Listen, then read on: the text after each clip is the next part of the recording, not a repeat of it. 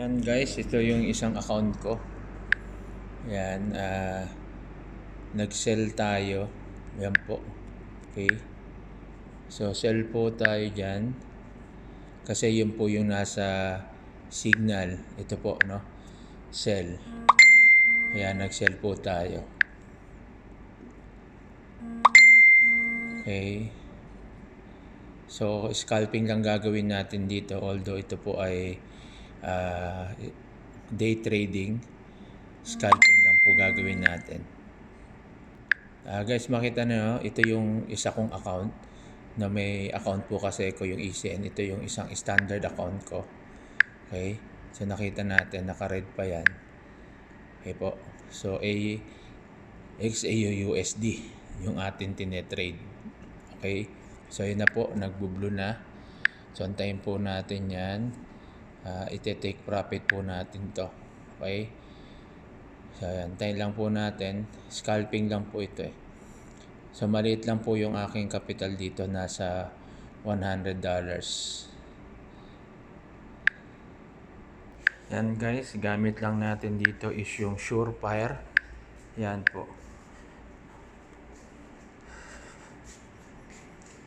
Surefire VIP signal po yung gamit natin. Antayin lang po natin siya mag-blue. Pag nag-blue po siya, take profit na po tayo. Yan, blue na.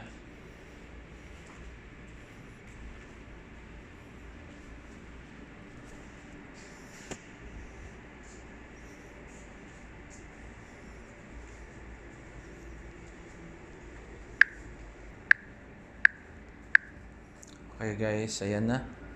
Take profit na po natin yan. Okay. So makita po natin. Ito na lang isa. Okay. So ito na po yung ating kinita, $18 yan. Take profit na po uli natin. So ganyan lang po, no.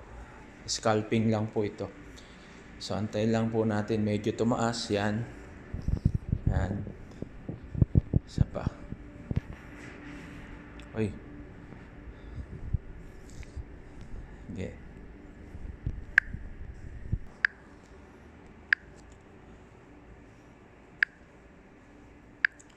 Yan guys, nagbo-blue na uli.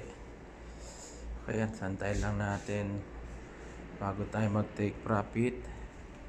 Yan, take profit na natin yan. Pwede na yan. Scalping lang tayo.